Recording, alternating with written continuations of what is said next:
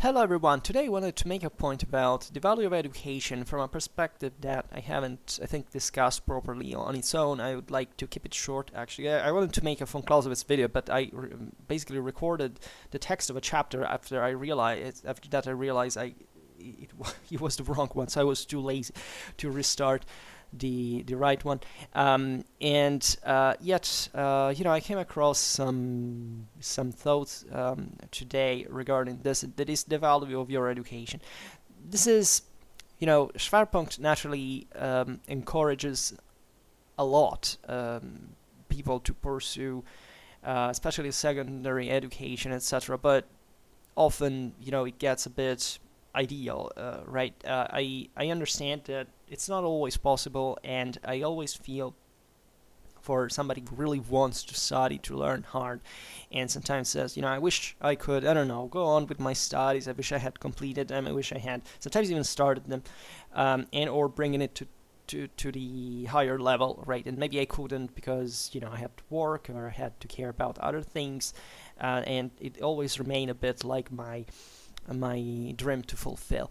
I like to put things a bit in perspective because I must say that life is amazing a bit just the way it is. I don't think that having a secondary education is necessarily this great deal as much as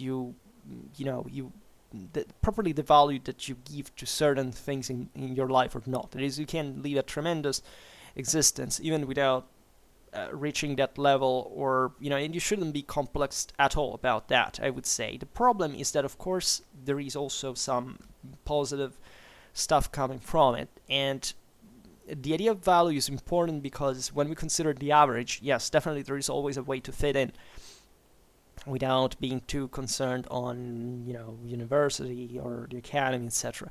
But at a certain time, at a certain level, it helps, right? I don't know whether making these videos, I don't know how much it has impacted. I understand that they're being listened for years now.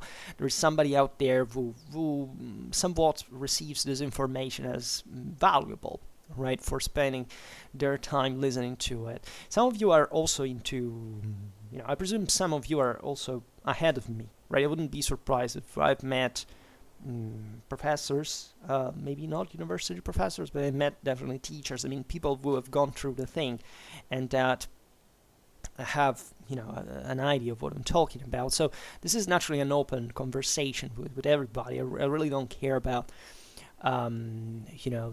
differences. This is not an elitistic channel. I don't care about making it that. That I always see this as a talk, right, not as a lesson, even though sometimes we push it like far, right? It's not easy, right? Sometimes even university lessons are shorter, definitely better spoken than mine. I take sometimes the chance to fill a bit the video up with an information overload that may be useful for whoever listens. That just not to give the impression that we just do to restricted content and that doesn't expand on the rest. I would say that that's an important way of properly appreciating the value of education, because whichever stage you are, it can be school. Some of you are still in school, and that's very fascinating because I don't think of myself yet that distant from it mentally, but there are some of you, as I was saying, are also far ahead in life with other things, other with work, with titles and so on. But I would say there is one thing that makes the difference. I can say banally motivation, even if that's really about that, right? But the problem is attributing the concrete value to it, right? I see that what happens when you essentially choose a path is that initially you have a lot of expectations about what you should become. This is typical of when you are like 18, 19, or even in your early 20s, that thinks that career choices basically identify who you're going to be, right? And eventually you go on, you realize it's not going to happen. That is, then life will take you in very different directions sometimes, very randomly, unpredictably, most of the times. And you literally build something up over time that makes you also change idea regarding what you can or can't do. So one common mistake that is done, let's say, is presuming that learning, let's say better, because education is is mostly about teaching, right? Because the term comes from educare, which means literally to lead out, right? To which is very, considering the Latin etymology, it's very kind of 18th century Enlightenment meaningful. That is to say that you're properly brought out of a condition of ignorance into some other place, but you're brought there by someone else. So teaching is fundamental, right? I personally met with good, bad teachers alike. I can't say that they had a dramatic impact in my, over my thinking. I've been following just perhaps when we talk about military history, that is what eventually I fell in love with. Maybe it was just a single professor who wasn't even actually a historian that showed, that I published a lot of material and I began to get passionate about the topic and mostly to understand what the mechanism and the broader mindset, even the dialectical capacities in order to explain something we're about, because it's mostly a matter of clarity, right? And the best earned value in education is the one that you arrive to by yourself, right? Because that is exactly the goal of education, is that somebody shows you how to do it, and then eventually you start doing it by yourself, and then eventually and hopefully you will succeed, you will achieve something. And this is the objective for students. Like at the end of every educational cycle, you have to produce something on your own, and that is the proof on the basis of which you're going to be evaluated, in the sense that you will have to have produced a value on your own, which reveals the fact that you're mature enough, that you are competent, authoritative enough on that ground, right? And as we know, as we often say in Schwerpunkt, the idea is that let's say average education today is not that good altogether, right? It's not even a problem of intrinsic, let's say, lack of quality per se, but it's mostly about this perspective dimension. It is to say, why do we have to learn stuff, right? This is the question that at some point during your studies you went through. Since probably the very beginning, right? You wonder, well, what do I have to do homework? It's so boring, etc. And you don't understand it at the beginning, so that's why you need to be led. But once you're an adult, so when you are, you get into secondary education, you are supposed to be already independent on your own. That is to say, yes, there is somebody who teaches you stuff because they know better than you, but still you are the one who chooses actively that. You're not obliged by the state to sit at a table to listen to the teacher. You're there on your own. You have chosen it. You have wanted it, in other words. And I think the difference is becoming a bit blurred, because in terms of individual responsibility and maturity, it doesn't seem that, kids that pass from school to university at this point are very mentally projected into the idea that they have to make their own future, right? Even if they have that kind of mindset, it's often even there mostly a matter of, it's imposed on them, and sometimes they also fail because of that with devastating consequences, because exactly they lack, if you want, the moral antibodies and the actual, autonomous capacity to understand what they have to do. So it can be alienating, right? There are people who kill themselves, literally, because they fail in front of their family, from the expectations of society and so on, and all this stuff. It's pretty sad indeed. And naturally, it's not just because of that. Normally, there are other problems. But don't think that this is, separated from the broader system of our society. So that there's also this kind of, leftist attitude that say, okay, let's go to university because it's due to us, right? It's normal that you spend all these other years to studying stuff that you just go there for, let's be honest, what life in campus is about for real, and that the eventual content of education is just lame, right? I come from, let's say, the other the other background, but without too much ideologism.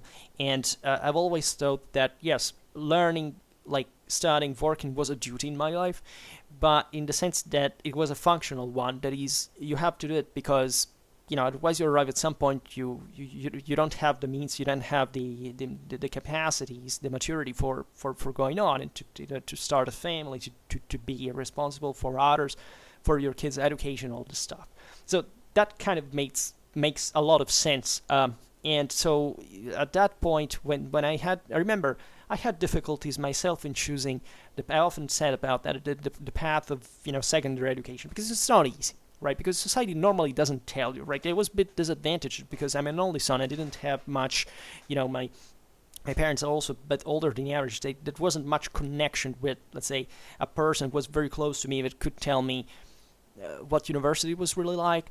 I tried something in most different fields, military, medicine, economy, and I have seen a bit what that's about. That was quite interesting, actually. There are kids that take a whole year after school for trying different stuff. I would say that to some sounds like a waste of time. I remember at the time I said, "Oh my God, I wasted 1 year," but what a tragedy, right?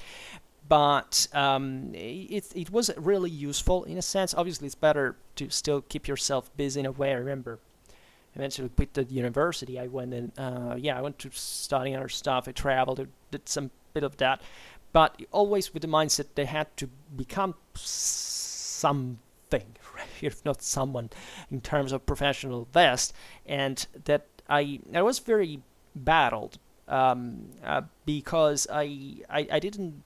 I wanted to study history, and I said, I had different ideas of what successful career is about, and indeed, now that I completed the cycle, I think, like, was it right? How convenient is this? What kind of job I can find? How can I go on with research, and so on? Because I like it, right?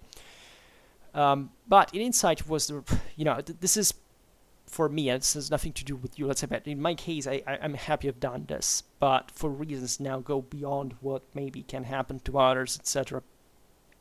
But the point there is that there is a trick, right? Especially in that age, it is really crucial, right? The most crucial age in a person's life in terms of what you want, what you're going to be, is like your very early teens and your very late teens, in fact.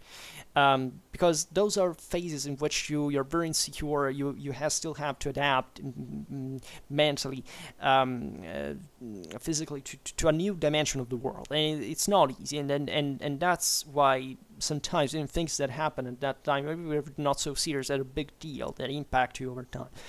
But there is a trick that is crucial for all times, let's say, but especially for those ones.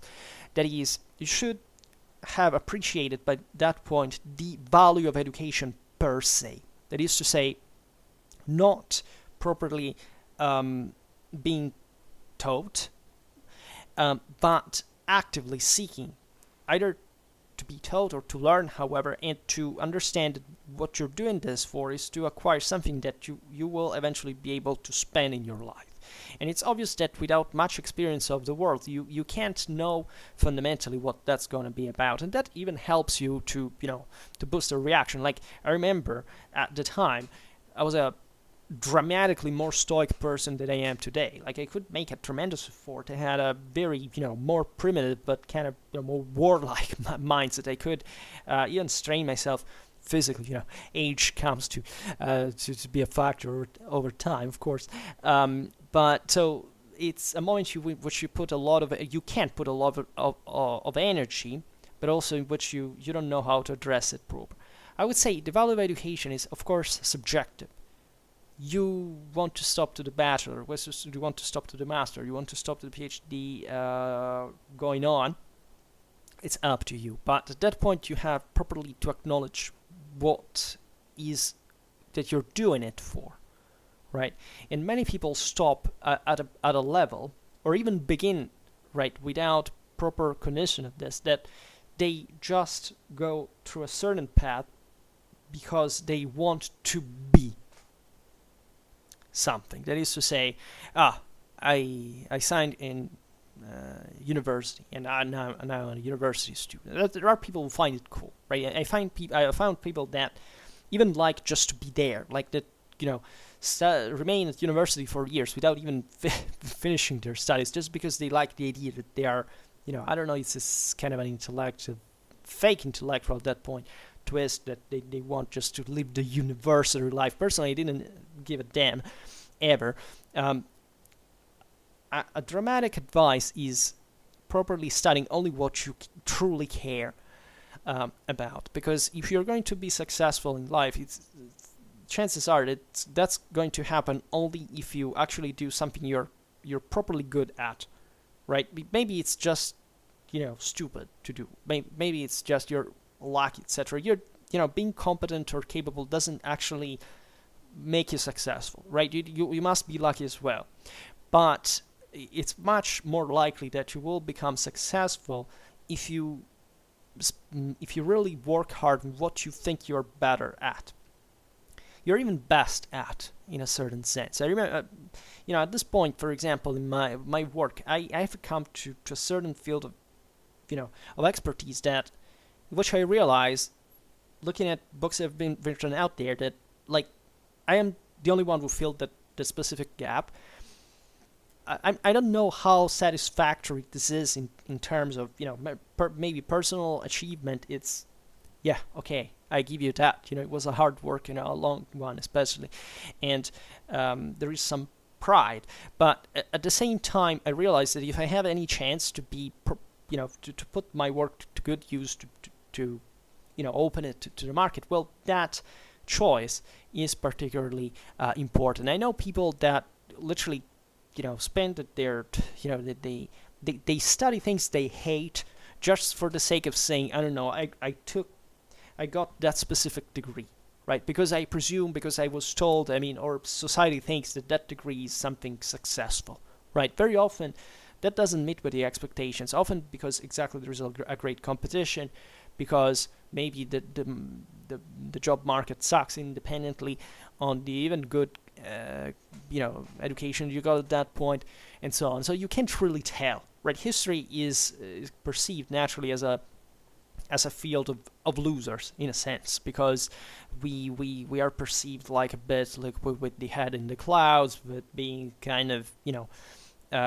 somewhat peaky but more broadly inconsistent, as a lot of talk and no concrete. But it does happen, right? I must tell you that that there are certain classes I attended where, to me, I wouldn't say completely useless, because at the end of the day, everything is useful, and this is what secondary education sometimes teaches you, that even if you don't want to listen to that, listen to, there is a 95% sucks, but maybe that 5% can go as far as changing your life, changing your mindset. It happened to me on multiple occasions, albeit most of what happens is what effectively, and this is the point of the video, you do by yourself, right? That is, I don't know, for example, always I'm a bit heterodox regarding to this topic, because I never pursued a specific field of expertise, right? My bachelor, my master, my PhD were always different, right? There was never like a continuity there.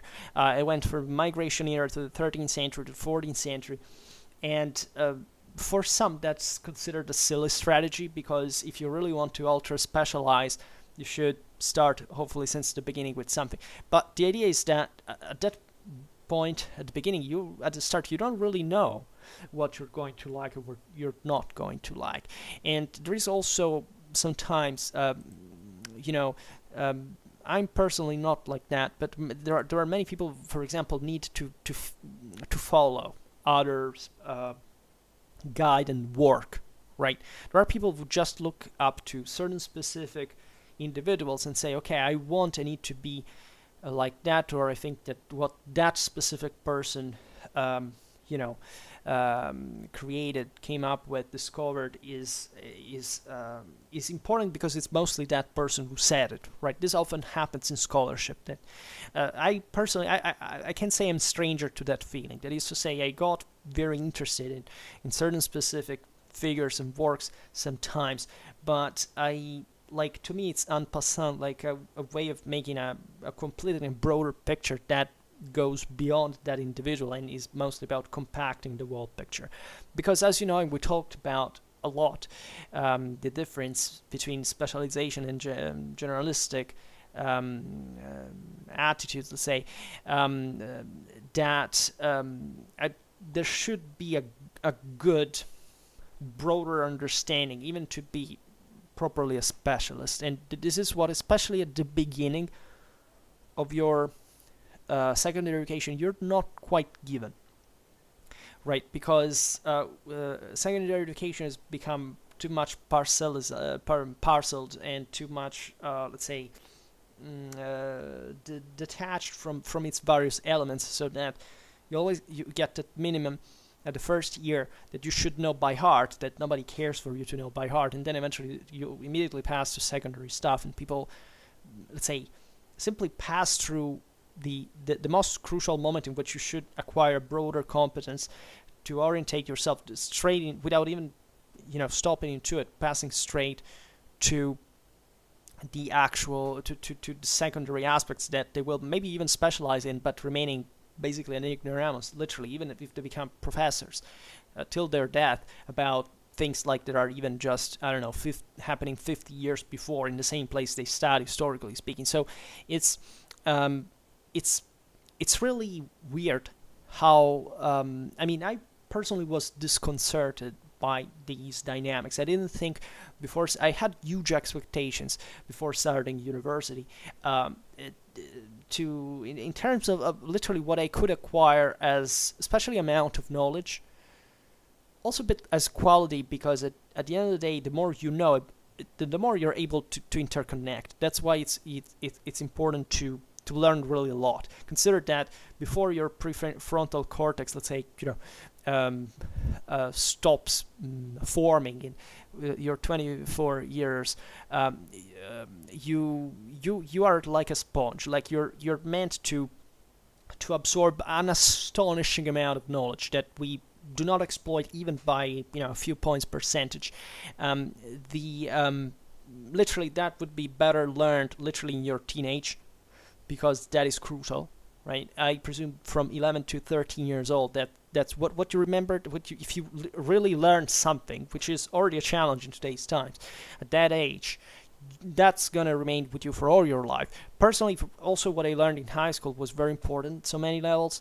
In your 20s, you're already old, right? But definitely after 24, you feel your brain starting to not sclerotize, but you understand that your capacity to retain information is greatly diluted, right? But still you have much greater, you start having much greater, let's say, objectivity and consistency in what you think like, right? You're more rational. That's essentially what prefrontal cortex is about.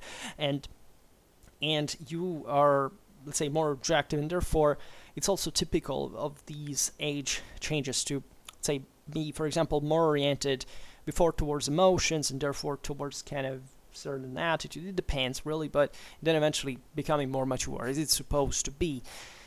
But still, especially in that previous phase, what is best learned at the earliest is that you should be learning, if you really care about that, or if you want to be just an engineer, okay, you have to work hard for it, acquire that competence, working again, because that's how you become a good engineer, right, with experience. Same goes for history. History is done reading a lot, learning a lot in that sense, and that should never end. So at whichever point you are in any historical study, you have to start from the realization that this is not a competition with other people. This is a competition with yourself. That is, how much are you willing to know? Literally, are you willing to learn history throughout all your life, right? No matter what is going to happen. And do you think that what you will be learning eventually will be important for others, right? Because at some point you have to teach, or at least to express yourself at some point. I personally had this problem with Schwerpunkt as well, because I had always thought of starting a YouTube channel, and I always thought it wouldn't be that great, and it wouldn't be that successful enterprise. But I was also thinking, what is that I have actually to say to people out there? And I realized that I wasn't ready up to a certain point. Even when I began, I think I lacked a lot, and that's, Schwerpunkt itself taught me so much. So that, I don't know, at this point I have more people who watch me, and I don't know how this thing will go. But the feed I get very often is, like, we haven't been told these things. Like, we may have some ideas of it. We have heard about the specific, time in history, specific characters, specific wars and other stuff. But, like, getting to the point of why, for example, that is important, why that is meaningful, or why and how it concretely worked. That is why, first of all, and how, and what kind of positive benefit can we get from knowing this, which is very hard to explain for history, right? It's not automatic, right? And this is what I try to do, and that's why I think that that's actually the most important thing that Schwerpunkt actually provides with, because most things I say, you can find them, like, even if you read Wikipedia every day, you can learn an astonishing amount of stuff. I'm less effective than that, right? But there is something that additional exercise provides you with day by day. It takes a lot of time, right? It takes especially a lot of challenge within yourself, because you're literally the person who changes, who realizes that, wait, I believed this and it was wrong. Damn, right now I have to readapt my mindset to that, and it's a great exercise, because at the end of the day, it improves your objectivity, it improves your critical skills, it improves your impartiality, right? And this is what people want to know at the end of the day, right? It's a sort of hierarchy of the opinion, right? And it teaches you to provide a valuable opinion. So I guess that finding the value of education is probably the moment when you realize that what you're doing for is not for, let's say, creating an image of yourself that is, I'm a history student, or I swim, or I do this. Like, I'm speaking from my personal experience, not to sound a hypocrite, and boasting that, right, for identity reasons, because you feel insecure, because you have to, to appear more successful than what you understand you're still not, and then actually turning into what I would say success is, that is, what you don't have to care to be successful anymore. It can sound weird in the sense that, of course, what kind of success I have achieved in my life, it's difficult to tell. But that's exactly the point, because you see things in perspective, and you do. I mean, that doesn't bring to relativism. It makes you really more objective, more capable of evaluation for things you know, but you still realize that this is framed into a world that changes all the time, right? You can't really do much more to learn better about it, but by learning more about it, right? And that's the true value of education. And I don't know, I had these moments in my life. I would say, my enlightenments, in a sense. One was when I was like 16, 17. That's where I learned proper, and that's late, objectively, the value of education per se, because I was always told that education was important. I liked to go to school, I liked studying. I mean, it wasn't a big deal for me. That's how I had been fortunately well, set, well framed by my parents, by example, and I knew I simply had to do it. But I think I arrived late to the autonomous realization that that learning was beautiful, right? That it was probably the most beautiful thing, because it helps you to fix problems, to be more capable, to be more successful, literally. Because let's be honest, also interrelationally speaking, I mean, it's fascinating to talk about a lot of stuff, right? I deal with every day. Even when you're searching, I don't know, you start talking to the new girl, and you say, you want to understand. Well, at some point, at the beginning, you just think she's, you care about whether she's beautiful or not. I never abandoned that standard, but over the years, let's say, you start also thinking, let's see what she has in her mind as well, because and at a certain point, it becomes it's a double-edged sword, because you becomes ever more unsatisfied, because you realize, you want to speak with somebody that understands you, that has your same interests, that has your same sensitivity for certain topics, and it's actually very hard, right? I of course mostly don't talk about military history with with my exes and so on, but I at least to have a pleasant conversation about, I don't know, let's go visit that place, and let's visit the monuments, let's talk about history, let's have a nice time, even in that atmosphere, right? It's important. There are some people that just don't care, right? And especially it doesn't stop to that. It usually goes at the point that if you don't know history, usually you're not even that politically flexible, mentally speaking. That is not to say that, once again, you have to be a relativist, but on the contrary, like in understanding international politics, or the importance of the democratic or civic education, or understanding what's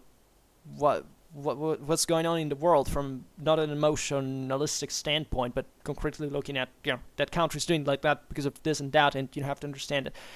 That is difficult, and it generates huge problems. I mean, conspiracy theories are very common, even among people that have a that you wouldn't expect to, right? And you become ever more sensitive to that. You immediately understand that a person who owns a certain historical opinion, for example, you can immediately frame it into a political background, and you check that, and it's confirmed, right? And history is a tremendous helper, if you want, as well, because maybe, yes, it creates this problem that you're ever more picky in a way, but at the same time, you're also able to spot persons who are kind of better. I personally met with, I don't know, it happened with people that I liked, that I wanted to know better, and these people were kind of bothered by me saying things like, I don't know, there is this political situation for this reason, and not in an ideological sense, but like providing data or sources or something like that, and not accepting it, right? Sometimes I had a big deal also international interaction. For example, all my exes were foreign. Like, I had mostly this foreign connection throughout all my life, and sometimes people entrench themselves into prejudices or kind of even fantasy worlds, because they presume that the outer one doesn't exist, and that measures, of course, their awareness of the world. And it turns out that if you want maybe even to help them understand, look, that maybe this thing is like this and not like that, no, it becomes a matter of serious problem, a serious debate, and this actually ruined some of my relations, because it it was never just once over three, like it was a huge deal, but or we didn't even come to clash for it, because she was very reticent, and that's kind of exactly the attitude I'm talking about. Because if you don't speak up about certain things, it's mostly also because you're kind of scared and impressed and borderline paranoid sometimes. Not sure about that point, but let's say there is the awareness, I think, in every person, that when you don't know something and you find somebody who maybe shows you that there is an outer world that you didn't want to conceive up to that point, because you have kind of built your worldview on it. At a certain age, especially, it becomes difficult to be accepted that you were wrong, for example. Not because I have ever, I think I never used the term right or wrong, right? Because I don't like to approach things from a moral standpoint in that matter, but simply argumenting with, like, think about this, about that, and at some point the other person tilts and closes. I'm not even a very aggressive person. Maybe I got used to Schwarpunkt, let's say, when that is a bit more of a polemical content that, sometimes, because I have to deal with, most of you are males, and we have usually the same age, and there is this need for discipline, for a, firm, can say aggressive, but let's say pretty straightforward way of coping with reality. We don't need chit chat bullshit. We need to go straight to the point, right? And that's actually very, very important for having a strategic education. You have to know what you want. You have to know how to get there. You have to visualize that. You have to have a focus and to be able to identify it. And that's why also so-called military experts, or sometimes even historians, are actually fail, because you can easily see why they don't get that kind of even offensive mindset, right? That capacity of acting upon their knowledge, right? And to get things done. And so it's a very before I was more structural. Today I'm more ideal, because I realized, literally also thanks to von Clausewitz, and this was in my second 20s, the moment, my second enlightenment, that objectively it's moral forces that make the world ideal, right? And that's probably the single most underestimated thing, because moral forces are difficult to quantify, so people don't like the idea that there is a world there you can't measure properly, but that just forces you to act, because most people like to set certain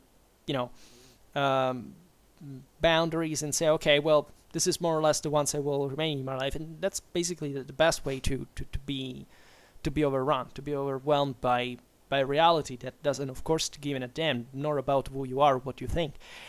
So always trying to run after reality and trying to keep it up, you will fail equally in the end, but surely you will have accomplished much more in the process, right? So I presume the value of education lays within this capacity of yours to take the lead, right? To be the one that grabs the reins and is able to spot the right direction going forward. So history is, in this regard, probably portrayed socially, popularly, as something completely opposite to that. The figure of the historian is usually, once again, the kind of already maybe young but already aging-looking guy buried in books. That is pretty much what I look like myself. But that's, let's say, says the 2 or 3 things that for which he doesn't want to expose himself too much, and then provides maybe some accurate definition, explanation of that specific topic, and then you can put it back into the closet where real life is happened by greatly. History can, in my opinion, do exactly the opposite. It's really about teaching people to believe in their own knowledge, and believe in their own curiosity, and in the capacity to take this always to the next level. I mean, even I just don't understand philosophically what's the point of remaining fixed in your life just with a certain specific mindset. Right, I'm not saying that you have to abandon what you think on a regular basis. This is often what often gets mistaken, confused. Like, if you have a certain belief, core belief, I don't know, there are many. I have, ever since I'm a child. I don't know, my family gave them, my background in general.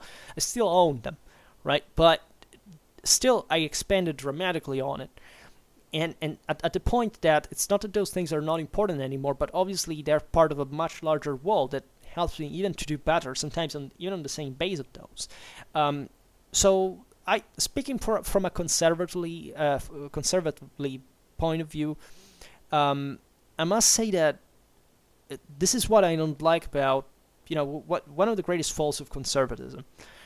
Because the left, okay, they came up with a dramatic bullshit in the last 20 years or so. Not because before it was that better, right? But at the same time, they actually made an effort to do something. Right, even if it's wild, even if it was actually always the same thing at the end of the day, because not much has been created. I mean, after the 19th century, what could be told philosophically is being told. I mean, just look back at it if you have to make a point, at least with decent language and intellectual development. That's why also we study von Clausewitz, by the way. But at least they had the courage to try to make something. Conservatism has entrenched within itself. At one point that You can't even distinguish sometimes between. It's difficult today to say who is a liberal, who is a conservative, and the reason why it is difficult it is because uh, there is no proper adherence to certain core values. It can be a good point, right? It can be the fact that this came to fundamentally a middle ground, which is not neutral, but on the contrary, acts upon scientific evidence and not on ideologism. This didn't happen. It simply they get blurred because people have lost moral antibodies. That is to say, they have lost complete orientation in the world of today's. And history in itself is teaching us why people in the past even did things they did, which is not to justify them. Most of the times were pretty, bad. I mean, today we live in a better world indeed. But in terms of individual success, and achievement and satisfaction, etc., things didn't go dramatically better in sense of purpose, because there seems to be not much of a fuel anymore. And this, in my opinion, stems from, of course, the fact that we live better, so we don't have to strive too much to survive, and we don't need to create those ideologies to serve our own point. But at the same time, we're losing properly the point of what we are even here in the first place. History reminds us what is going on, right? And don't think that what is going on today is something less motivational than what happened in the past, right? There are also other pastimes in which the masses at some point were, oblivious, were distracted, were enclosing within themselves. They didn't care very much. They had lost also their, spaces of political participation. It's a bit like today, right? Let's be honest. There's been a sort of re-feudalization of, clientelly speaking. Look at the great powers of the world in terms of not the geopolitical view of, states and poles and all this stuff, but properly, how wealth goes around, how the dynamic is dramatically more fluid and untrackable at this point on a territorial level, at least from in the size of matters that never actually ever were such, even in any historical moment. But today, even more, right? That is to say, the challenges we're facing today are objectively greater.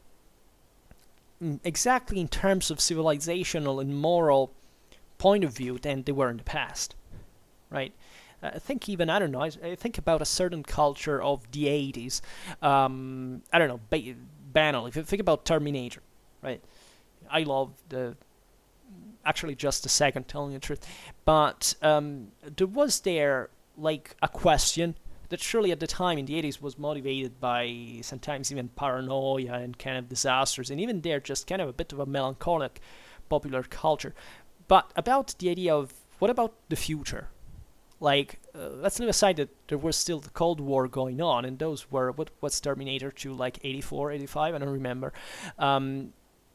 There was rightfully some concern. I mean, of course, about the nuclear holocaust, about what the future could be about, and all that stuff. And the movie, in a certain sense, portrays that. And that was kind of a, there was a sense of expectation for the 2000s. I mean, I remember it myself as a kid in the 90s. I was, we believed that in the West that things would go gradually better, right? 9/11 shook us, make us realize that was an illusion, right? And that was already, if you want, the product of overconfidence, was the consequence of having, just, it's like Fukuyama's illusion that after the Cold War, all problems would, the West would have been triumphant, everything would have gone fine. Well, it's not gone like that. We know it pretty well now. But it's in a sense because that's a bit the proof that we stopped being pressured at the point that not much was required to us, right? We just contented ourselves of our status, of our the pride of our numbers. Look at our GDP, look at our per capita wealth, look at the, you know, what, I'm the best because in the West. Yeah, yeah, well, until that's fine if you can't prove it scientifically, historically, etc., having a point, which definitely I believe in myself. But then what you do?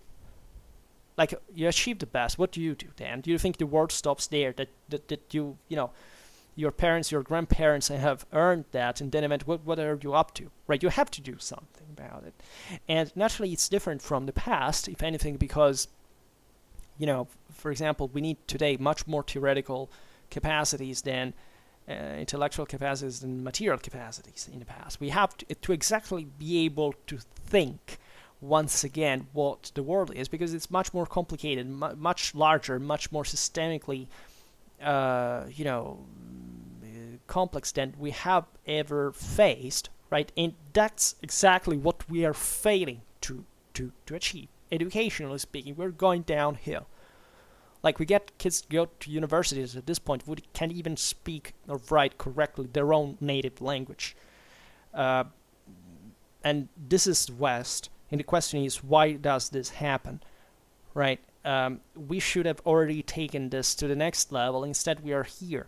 And nobody fixes it, right? It's, there are those who like to act alternative and thinking, it's all because of the homework problem. We already discussed this stuff. The alternative ways of letting kids do whatever they want and all that. It turns out it fails badly unless you want just, a middle anonymous class of people you can exploit on the market of job market. Yes, that's definitely very, very convenient. I am for a world where naturally there is always to be somebody who, has to, every spectrum of knowledge and, intellectual and material capacities have to be mastered in a way, but that where everybody has at least the possibility of accessing that higher level that doesn't flatter you about the fact that you have a degree or whatever. That's why I am against that. Right, I could boast my titles to saying, okay, I talk from this standpoint. I don't like to talk from those standpoints. You have literally to make people humble about them. You have to show them that you're just a freaking human being, that you don't have to be an ass just because you have a title and you think you're competent. Whereas we know perfectly well how disgustingly low even the academic standards have fallen in this regard. But we have just to acknowledge that this is just a giant mockery. We are lying ourselves into believing that we're doing something great and we're doing ever less. Right? Just look at what people complain about today. That's the scale of, the level of complete lack of even just international, national, whatever, awareness of things that go on. Right? And everybody can, I think, sympathize with this idea, but you should also ask yourself, yes, but up to which point you're actually doing something about that, right? I try to do Schwerpunkt mostly for this reason, right? I like, of course, to do it also in part for, my own benefit, but that takes on many forms. But that is complex, in fact, and that's where we should be acquainted to. That is to say, there's not just money, right? There is something you can also develop to make money. That is different. And Schwerpunkt, for example, helped me dramatically in this because even my work benefited hugely from this. The things I've learned in order to making all these videos is something that is priceless, right? I would quantify it easily into the tens of thousands of dollars.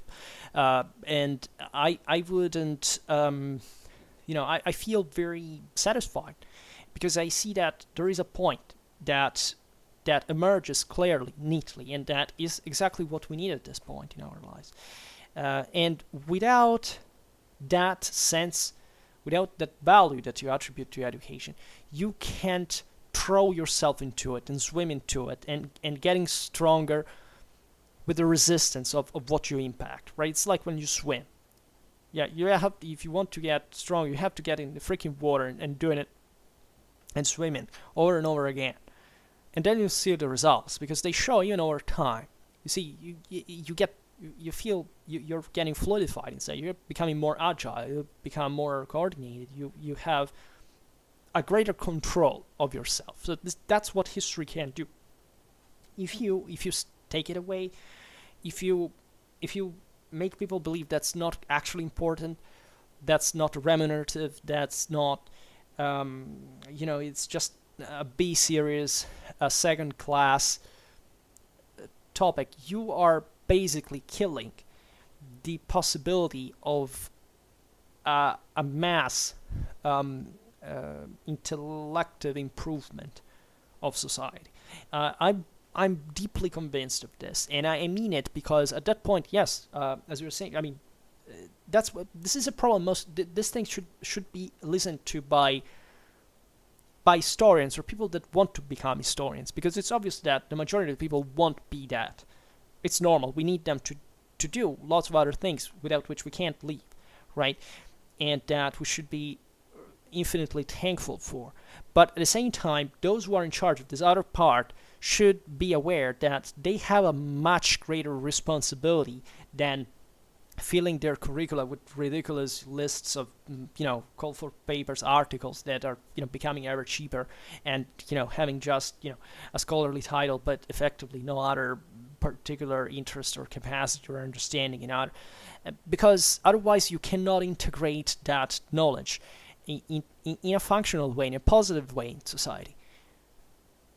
And you see, I've taken from the habit from some time now to often digress on these topics every once in a while, and I presume they all sound a bit all the same, really, because I always feel this sense of but am I really able to explain how this happens? Do I explain how it cognitively happens that you get to know the world better concretely, and where is this positive improvement? How do you actually demonstrate it? Well, you see, this is it's not a banal question, right? Because I could, people should write and read. That expands dramatically your capacity. It is to say, even speaking your mind is crucial in order to make others understand. There are certain things you can't fully understand. I mean, I think every professional will tell you that until you don't actually learn to do the thing, you cannot quite teach others to understand what it is like, and therefore being good before that experience. So it's wholly normal to hear a lot of people like me that tell you, I went through this and I discovered that it's amazing. Because of course, a person who hasn't it's not there, so it lacks the link with that, and it's difficult to explain why. So naturally, speaking up about here, we talk a lot about history. We explain. I try personally. I don't know. I hate commonplaces. I like to be a bit nor iconoclast nor contrarian proper, but let's say to always offer a perspective that can let's say, not blow your mind, but make you reconsider at least certain aspects that are given for granted in a way. That's what I care mostly about. That's how I use. That's bits like either the shock effect or sometimes even the controversial nature of certain statements. Like here, for example, when we talk about military history, I presume there are lots of people who are just saying, "Well, this guy's nuts." Like to many, I've met also, some of my professors said, they couldn't accept the Clausewitzian paradigm, which is pretty bad, right? After all, what I'm saying here is that war is not nor bad nor good in itself. It's just a bad idea most of the times, but it's just always a political option, and we should always consider it because it's always on the table. And even if we don't want to use it, there are others that are possibly going to use it against us, and we should cope with that. That means to me just to be politically, responsible and civically, educated. To many people, that sounds like no, war should never be used, only if you're obliged to. And the question is, yes, but what are you doing to be able at that point when you're obliged to use it to be actually competent about it, right? Don't think that having a strategic culture is just something for strategic analysts. It's literally for citizens, right? You should understand these things.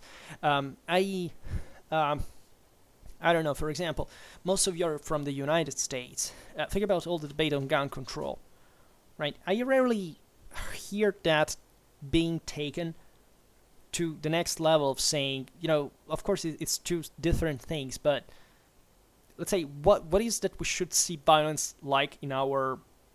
It's not really about guns, right? It's really about what you should be able to do as a citizen, right? Here I won't take side because I don't care to do it here, but the question is always, let's be open to the idea that we should calculate this, that it's not just a matter of, I'm just a liberal or I'm just a conservative, and that's what should matter. It should be about what we want to be like politically, socially, as a community, and that is what gives strength to a society, right? And surely prevents people from getting killed in either way, right? So I believe strongly that studying, especially the Clausewitzian theory, that is, as we've seen from the same words of von Clausewitz,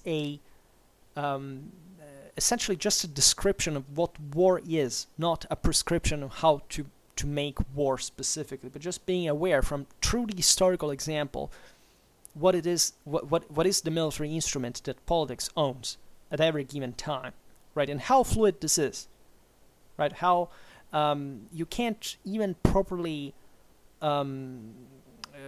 arrive to draw the boundary between a violent and non-violent behavior, because at the end of the day, violence is always exercised, right? So we have to be, history basically gets rid of all speculational approaches to this. It simply, slaps you with this massive evidence that tells you, look, we need certain things. We need a military, for example, but we need also to use it, and how and why. Look at the historical example, and this and that. That means to get interested in history. You can't get competent politically at the military instrument without a historical background, without studying the actual reality of war, because that we know only through history. Right? Whatever you read a book, you go to war, you watch a documentary. Still, what you get is the experience of that war that you have to reconstruct and to study. The awareness, even of people who participate sometimes in these wars, is astonishingly low, because there is no proper background to that, right? There's no articulate. It is an intellectual effort, and that's what we need now, and there is no way around that, right? We must make the effort to say, okay, I want really to know this thing. Where do I have to start from? And that's the reason why I've made more than 200 videos about the Formkriege, because that's where you really have to start from, but also history, right? So I personally do this for this reason, and that's the value that I attribute to education, right? I've made more than 1,000 videos here, and the channel, as you know, is what it is. It's not dramatically, successful, whatever, but still, that's how much I attribute to education, right? Because in this case, I am just presenting you with the fact that, yes, you can be explained how it works, and doing understanding yourself and drawing the conclusions at that point. So, in my opinion, the value that you attribute to education is really the one of how much you can properly do for yourself and for your life and people around you. It's not about how much the others want you to be. It's how much you can actively do. You're not under siege. You shall take the initiative, because that means to be from the positive side, right? It's easier on the shorter term to defend, to entrench, to remain closed into prejudices, into preconceptions, into delusions, etc. But that doesn't last on the long run. On the long run, people who win are those who have dared to take a step in the outer world and battling for it and acquiring that knowledge and saving it and making good use of it, right? The world history has always been about this. The others have always lagged behind. We have either crushed them or they have died out. They have lost, right? They are the losers of history. The others have made it. In a way or another, can also be a violent one, and that's why you have to be wary, because maybe there was somebody who refused to use violence at that point and got crushed, right, by somebody who wasn't really that greater moral example, but who still had the moral force to go out there and take and grab what they want. You have to be literate historically and strategically in order to cope with that, where that situation to represent again, right? And that's why it's so damn important. Then, of course, history is wide, so you don't have to, yeah, I presume military history actually is the greatest social science in terms of literally of amount of competence that is required, because the fields it covers are basically infinite, right? So it's so challenging, it gives you this dramatic synthesis capability, and it's literally the best, probably by certain standards of, actual civic awareness and so on. But let's say it can be achieved through other paths. Let's say that what remains crucial is you wanting that, right? Is you having pretty clear in your mind that it doesn't matter what you learn, what you hear from others. It's what you are able to verify by yourself that matters. And if you don't have that curiosity, if you don't have that capacity, if you think it's so important that you can't go with what others say, you're done for. Right? And it's not going to be easy for you, because you're going to create a lot of problems to yourself and to other people alike. And you can't get past that unless you want to, abandon civilized society, living somewhere isolated from everybody. But believe me, this is crucial. I realize that, kind of these videos are boring, whatever, but still I believe we retained some, some important thing here that we can't let go. Alright, well, whatever, so this is how I fill the gap of, when I'm too lazy to make it a fun cricket video, but, sometimes it does help. Some of you told me that the Easter Rain playlist is the best one, so the favorite. I'm glad, but my favorite one is the battles one. I have fun doing that. Well, also medieval warfare in general, but more specifically when I study about the single warrior types, fighter types, that is fascinating, because it goes a bit more in detail. It gets kind of give me a sense, bit of a more structured, systemic capacity, whatever. But I like this other broad considerations. Also, the video I made yesterday wasn't bad. I liked it. I mean, things we already said in part, but still, it's always fascinating to reflect, even on a broader perspective. Always. Whatever, so now I'll stop it here. I just hope that you enjoyed this video. If you did, please share it. Otherwise, leave a like or subscribe to my channel if you're interested in my upcoming content. And for now, I thank you heartily for listening to me. I wish you a nice time and see you next time. Bye.